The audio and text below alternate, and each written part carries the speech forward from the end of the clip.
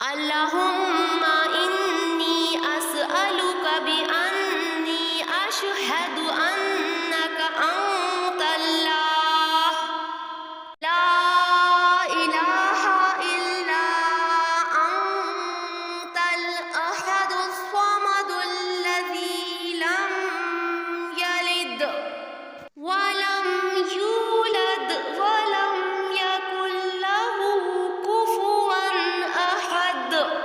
اے اللہ، میں اپنی حاجت آپ ہی سے مانگتا ہوں اور اس وسیلے سے کہ آپ ہی اللہ ہیں، آپ کے سوا کوئی معبود نہیں اور آپ یکتا ہیں اور آپ بے نیاز ہیں۔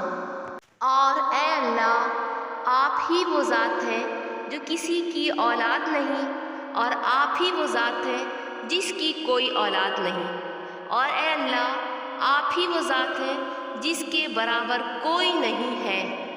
حضرت بریدہ اسلمی رضی اللہ تعالیٰ عنہ سے روایت ہے کہ نبی اکرم صلی اللہ علیہ وسلم نے ایک آدمی کو اس طرح دعا کرتے ہوئے سنا۔ وہ اللہ کی بارگاہ میں عرض کر رہا تھا تو رسول اللہ صلی اللہ علیہ وسلم نے اس دعا کو سن کر فرمایا، اللہ کی قسم، اس نے اللہ سے اس اسم اعظم کے وسیلے سے مانگا ہے، جب اسے اس نام سے پکارا جاتا ہے تو جواب دیتا ہے، اور جب اللہ سبحانہ و تعالیٰ سے اس نام کے وسیلے سے مانگا جاتا ہے تو وہ عطا کرتا ہے۔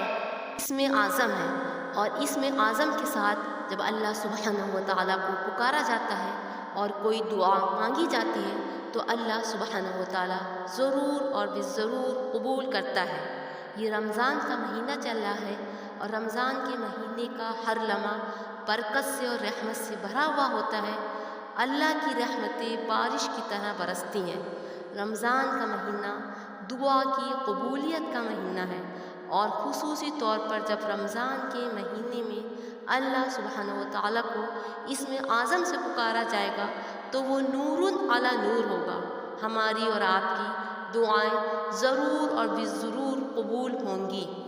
رمضان کے مہینے میں کچھ خصوصی اوقات ہوتے ہیں اور کچھ خصوصی رات و دن ہوتے ہیں جس میں اللہ سبحانہ و تعالیٰ دعاؤں کو بالضرور قبول کرتے ہیں۔ خصوصی اوقات وہ افطار کا وقت ہے اور تہجد کا وقت ہے۔ افطار کے وقت روزہ داروں کی دعاؤں پر فرشتے آمین کہتے ہیں اور ان کی دعائیں ضرور قبول ہوتی ہیں۔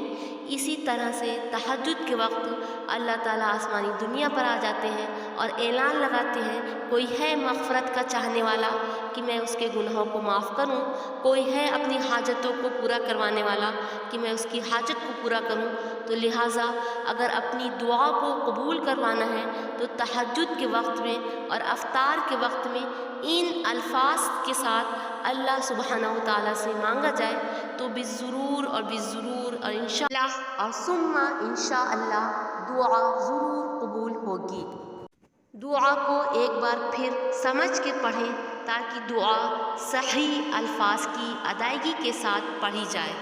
اللہم انی اسألک بانی اشہد انک انت اللہ لا الہ الا انت الاحد الصمد الذی لم یلد ولم یولد ولم یکن لہ کفوا احد۔ اس دعا کو ضرور یاد کریں اور خود مستجاب الدعوات بن جائیں۔ وما علینا الا البلاغ۔ والسلام ورحمۃ اللہ۔